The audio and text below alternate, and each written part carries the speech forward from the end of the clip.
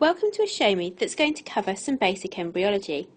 We're going to start off with our sperm and our oocyte. Both of them are going to fuse to become known as a zygote.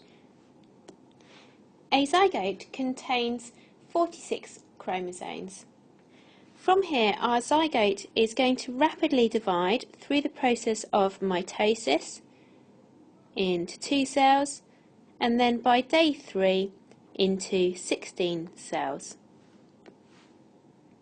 At this point, the solid ball of cells is known as a morula, and each of the individual cells is known as a blastomere. Now the next thing that happens round about day 4 and 5 is that our morula develops a cavity. So it results that it has an outer layer of cells which become known as trophoblast cells, a cavity known as a blastocele, and the rest of the cells are all clumped together in an area known as the inner cell mass. The inner cell mass is the area which is going to develop into the embryo. The trophoblast cells are going to later specialise to make the placenta.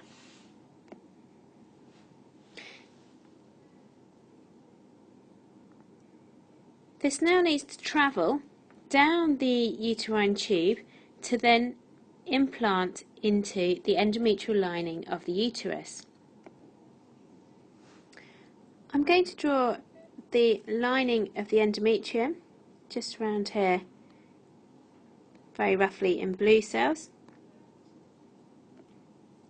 Our trophoblast cells have become more specialised, and up here ready to help with implantation to form the primary villus, our trophoblasts have specialised to become the syncytia trophoblast cells.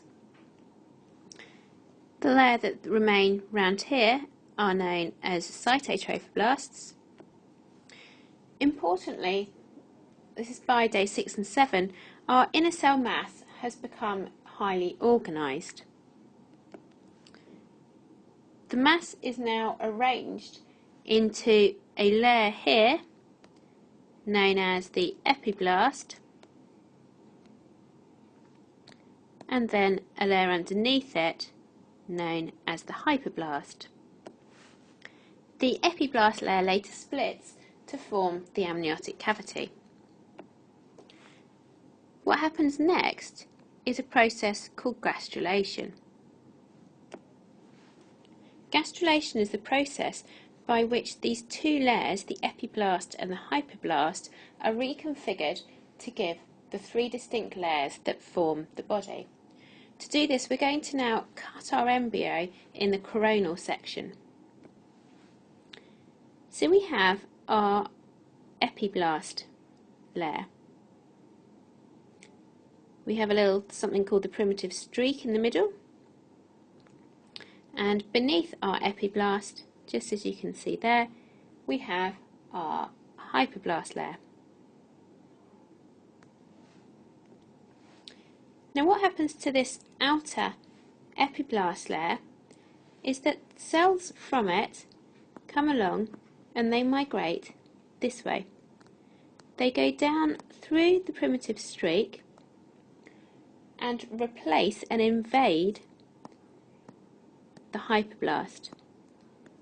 This creates a newly formed endoderm. So we can now rub away the hypoblast layer and make sure that we have one nice layer of endoderm. These epiblast cells, though, they don't stop, they continue migrating and going through, and they now create a new middle layer which is known as mesoderm. We now need to tidy up this layer on top, and it is the top layer of cells, the epiblast layer, that turn into the ectoderm.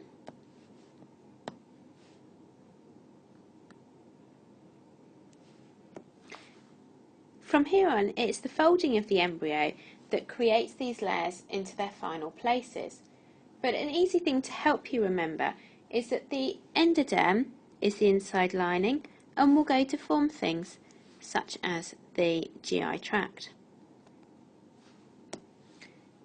The mesoderm, the middle layer, goes to form part of the skeletal system, as well as the muscular system and the renal system. The ectoderm goes to form systems that involve us interacting with the outside environment. So it goes to form the eyes, the ears, the skin and the nervous system. And that is everything covered for your basic embryology. Done.